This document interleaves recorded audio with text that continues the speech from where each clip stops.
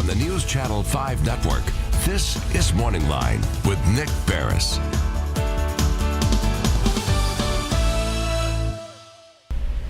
Good morning, everyone. Thanks for joining us on Morning Line. Nick Beres here on a Thursday. A good show this morning, an important show, and one you're going to be invited to join in the conversation. At the forefront here, I want to let you know that right now we're not only airing this here on News Channel 5 Plus, but we are also streaming live right now on Facebook at newschannel5.com.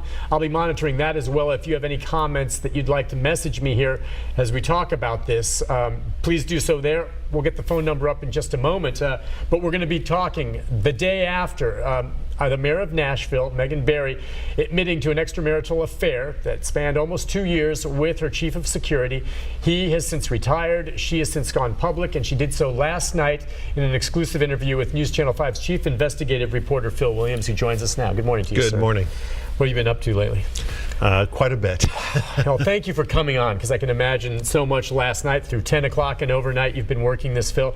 I'm not exactly sure where to start. We're going to run your story from 6 o'clock, but I thought we'd start with what's happening today. So many people have followed us. They know the issues. We're going to take some phone calls. But you on this story now, what's next? Well, there are a couple of things that are next because one of the, and our primary focus on this investigation was not whether who the mayor was sleeping with. Yes. Our focus was on the use of taxpayer money. We started last week asking for overtime records, travel records, and so that's what that request is what really set all of this into motion and created such a firestorm in the community yesterday. We had asked for the overtime records. We got those a couple, 3 days ago. Okay. We had also asked for the mayor's schedule. We got that shortly before the interview yesterday. When we asked the mayor, was all of this overtime legitimate? She said, "Look at my schedule. Compare that to the overtime." Okay. That's what we'll be doing today. All right. And then as far as the fallout, I just spoke to a very prominent Metro Council member who basically said, we're in recovery mode, was the way he put it. We're trying to figure out what happens next, what we need to do next.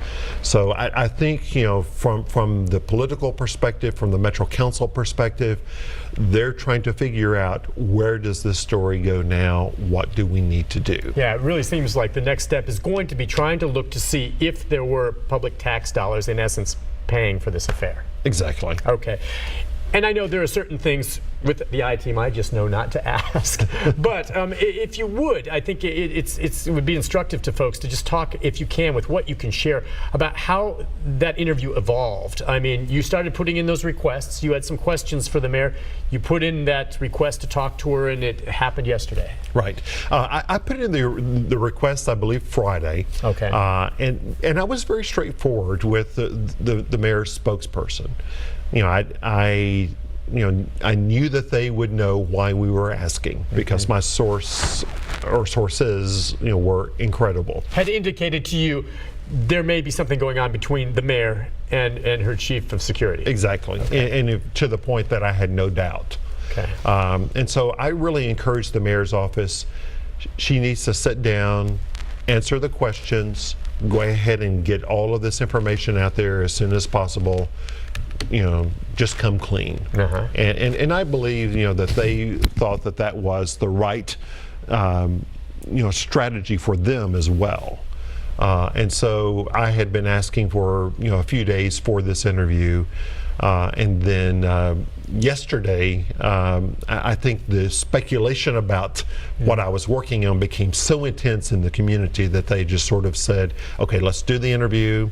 And then they decided suddenly to hold a news conference to answer questions from other media last night who were hearing about what I was working on. Okay, but you were the first one probably to put it to her, and she probably also knew Phil Williams will be fair.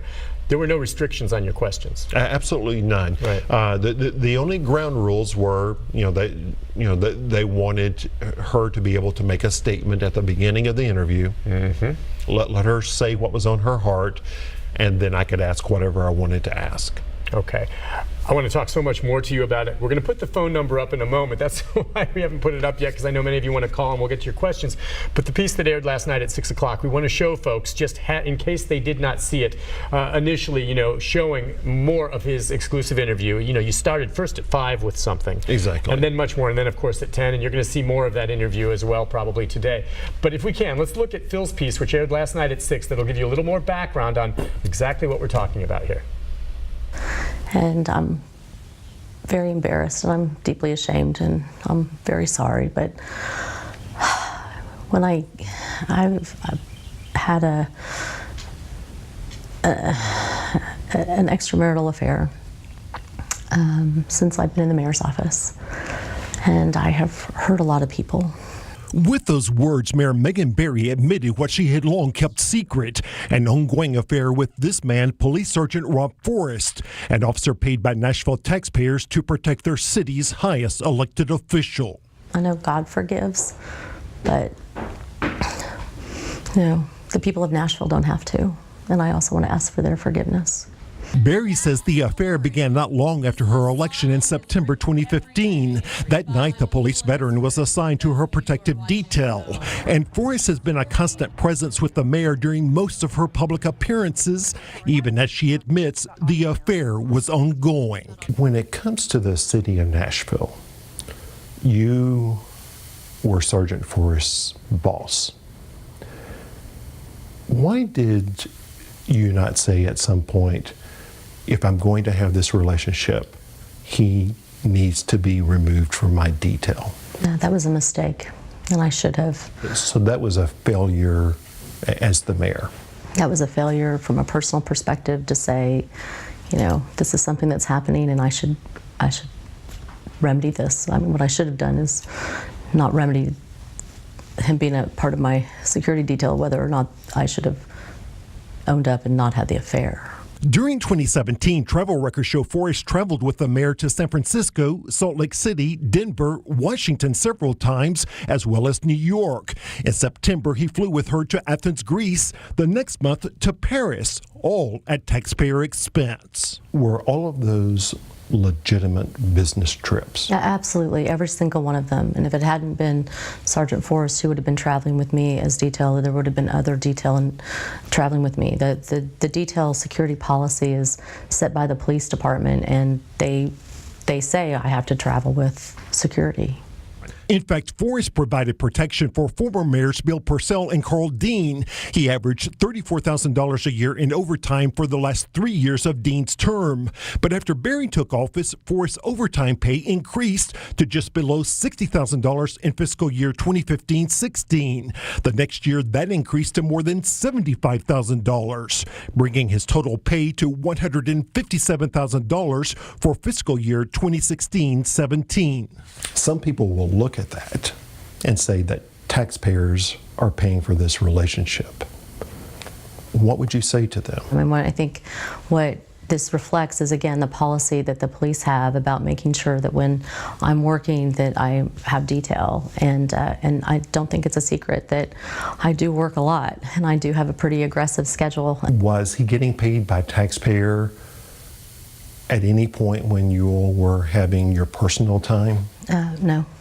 How can taxpayers know that all of that overtime was completely legitimate? I think that the records will show, if you look at my schedule versus his overtime, you will see that my schedule reflects that I was out there working. The police sergeant was also there the day that Barry and her husband Bruce joined Nashville in mourning the death of her son Max. But Max's death, she says, helps her keep this moment in perspective. You know the political world. Yeah.